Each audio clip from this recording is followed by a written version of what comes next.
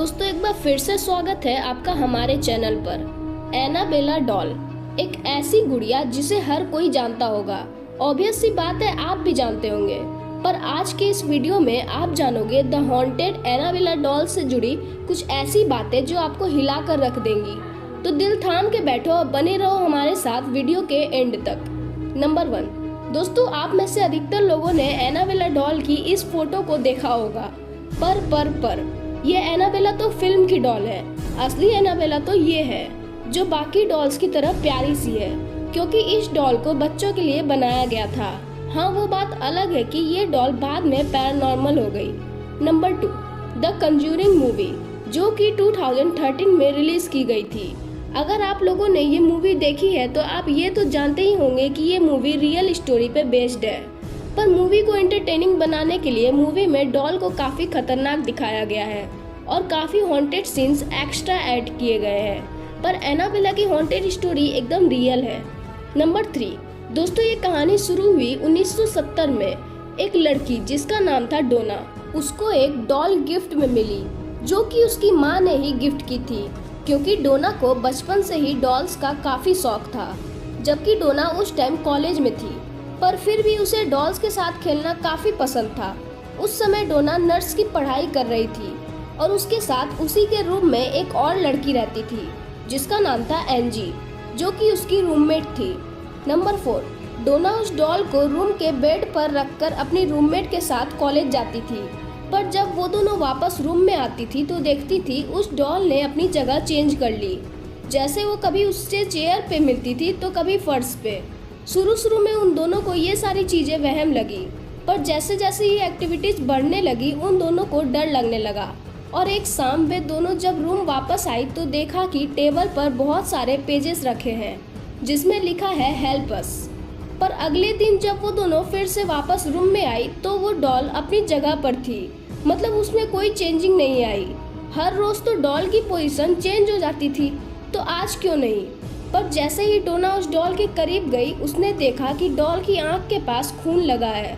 वो बहुत डर कर चिल्लाने लगी। तब डोना 100% कंफर्म हो गई कि इस डॉल में कुछ जरूर एबनॉर्मल है। वो अगली सुबह पैरानॉर्मल इन्वेस्टिगेटर के पास गई और उसने वहां डरते हुए सारी घटनाओं को बयां किया। तो डोना के कहने पर एक इन्वेस्टिगेटर उसके घर आया और जब उसने उस डॉल पर स्टडी की तो पाया कि इस गुड़िया में एक लड़की की आत्मा है जिसका नाम एनाबेले हिगिंस था। तब इन्वेस्टिगेशन प्रोसेस को आगे बढ़ाते हुए उस इन्वेस्टिगेटर ने उस लड़की की आत्मा से बात की तो उसने बताया कि वो पहले उस जमीन पर रहती थी जहां अभी डोना रह रही है। वो आगे कहने लगी कि उसकी मौत 7 साल की उम्र में हो गई थी और वो डोना और एंजी के साथ सेफ फील करती है। उसने ये भी पूछा कि क्या डोना और एंजी उसके साथ रह सकती है। नंबर 5, जब ये सारी बातें डोना को पता चली तो वो उस 7 साल की बच्ची की कहानी सुनकर काफी भावुक हो पड़ी और उसने एनाबेला की आत्मा को अपने साथ रहने की परमिशन दे दी। डोना और एंजी के जस्ट बगल वाले रूम में एंजी का एक दोस्त रहता था जिसका नाम लो था। नंबर 6, लो को ये डॉल और उसकी हरकतें ठीक नहीं लग रही थी। लो ने डोना और एंजी को मना किया उस डॉल को रखने से, पर वे दोनों को उस इन्वेस्टिगेटर की बात पे यकीन था और डोना मानती थी कि इसमें एक छोटी सी बच्ची की आत्मा है जिसे उसे कोई खतरा नहीं। नंबर 7, एक रात जब लो अपने रूम में सो रहा था तब उसकी नींद आधी रात को अचानक खुली और उसने पाया कि वो अपने शरीर को हिला नहीं पा रहा है। पर जैसे ही उसकी नज़र अपने बिस्तर के नीचे फर्श पर पड़ी तो वहाँ एनाबेला डॉल थी और वो उसी की तरफ आ रही थी। इतने में ही तो लो बेहोश हो गया। अगली सुबह जब उसकी नींद खुली तो उसने देखा कि एनाबेला तो अपने रूम में ही है। वो ये श्योर नहीं कर पा रहा था कि वो एक सपना था या हकीकत। उस दिन दोपहर में एंजी लो से मिलने उसके रूम गई और वहाँ वे दोनों बात करने लगे। तभी डोना के रूम से आवाज़ सुनाई दी तो उन दोनों ने सोचा कि कोई चोर है।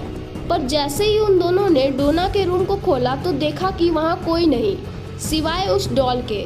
नंबर 8, लो काफी घबरा गया था। उसे लग रहा था कि उसके पीछे कोई है। अचानक लो के सीने में दर्द होने लगा।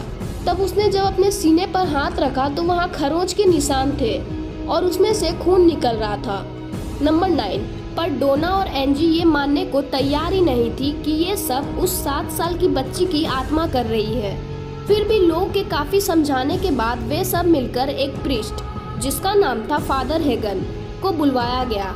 पर उस आत्मा की शक्तियों को देखकर उस प्रीस्ट ने वहां जाने से इनकार कर दिया और कहा कि इसके लिए उन्हें किसी बड़े अनुभवी प्रीस्ट की मदद लेनी होगी।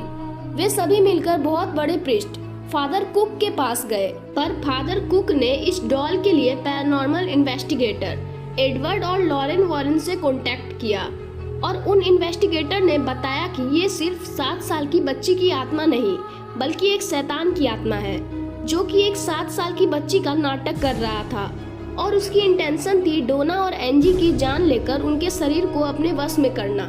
नंबर 9, डोना ने उस डॉल को वॉरेन को सौंप दिया। एडवर्ड ने एनाबेला को अपने कार के बैक सीट पर रखा था और जब वो उसे अपने घर ले जा रहे थे तब अचानक कार के ब्रेक्स ने काम करना बंद कर दिया और कार आउट ऑफ कंट्रोल होने लगी। तब एडवर्ड ने अपने पास रखे होली वाटर को एनाबेला डॉल पर छिड़क दिया। आखिर काफी मुश्किलों के बाद वे उसे अपने घर ले आए, पर वहाँ भी एनाबेला की पोजीशन बार बार चेंज हो रही थी। तब एक बड़े priest Father Jensen Bradford Annabella को देखने के लिए लॉरेन वॉरेन के घर आए और उस डॉल को देखने के बाद उन्होंने ये कहा कि तुम सिर्फ एक डॉल हो और तुम किसी को चोट नहीं पहुंचा सकती। तब उस एनाबेला ने कहा, तुमने ये बात नहीं कही होती तो अच्छा होता। तब फादर जेनसन ब्रैडफोर्ड ने इस डॉल को अपने साथ ले जाने का फैसला किया, पर एडवर्ड काफी डरे हुए थे। एडवर्ड बोले कि आपने ये बात कहकर डॉल को गुस्सा दिला दिया है। रास्ते में सावधानी पूर्वक ले जाइएगा और घर पहुंचकर हमें कॉल कीजिएगा क्योंकि हमें आपकी चिंता है। बाद में एक अननोन नंबर से कॉल आया कि ब्रैडफोर्ड की जान एक्सीडेंट में बाल बाल बची है। इन्हीं सब घटनाओं को देखते हुए एनाबेला डॉल को एक वुडन केज में लॉक कर रख दिया गया था, पर ऐसा नहीं है कि एनाबेला उस केज में रहकर कुछ नहीं कर सकती। एक बार एडवर्ड एक विजिटर को अपने घर लाए थे एनाबेला डॉल दिखाने के लिए। उस विजिटर ने एनाबेला के सामने उसका मजाक बना दिया था, पर जैसे ही वो जाने लगा उसका रोड एक्सीडेंट हुआ जिसमें उसने अपनी जान गंवा दी। तो दोस्तों, ये थी कहानी एनाबेला डॉल की। उम्मीद है आपको पसंद आई होगी। आज के लिए बस इतना ही। वीडियो अच्छी लगी तो वीडियो को लाइक और शेयर जरूर कर देना और ऐसी वीडियोस के लिए चैनल को सब्सक्राइब कर देना। हम फिर लौटेंगे एक नई मिस्टीरियस वीडियो के साथ। तब तक के लिए टाटा बाय बाय।